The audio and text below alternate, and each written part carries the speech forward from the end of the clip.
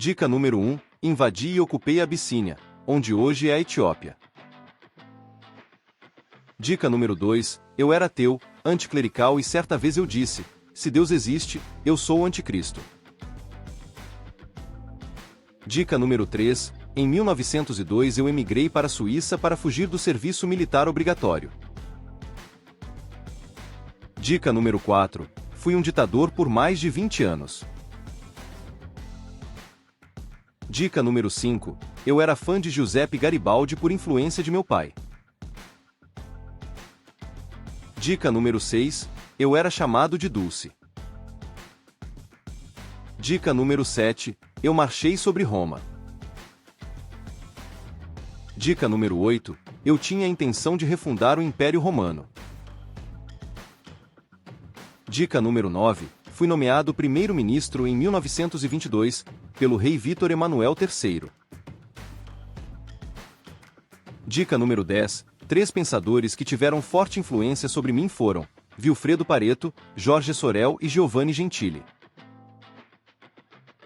Dica número 11. Fui marxista uma boa parte da minha vida, mas acabei por abandonar o internacionalismo marxista e abracei o nacional-socialismo.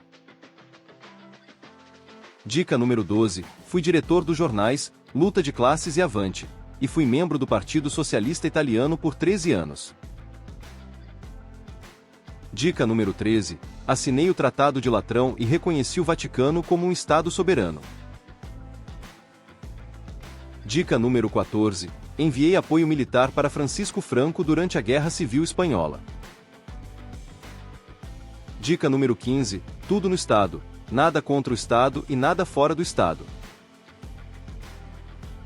Dica número 16. Meus apoiadores eram chamados de camisas negras.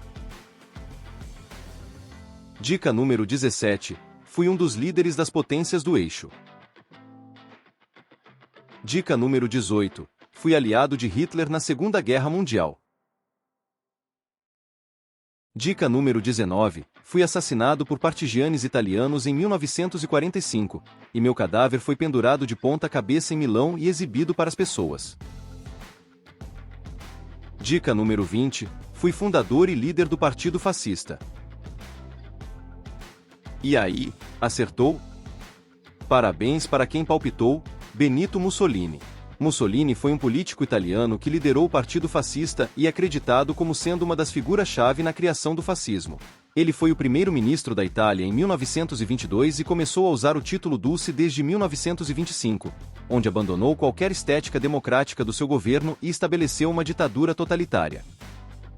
Até a próxima rodada do jogo. Quem sou eu?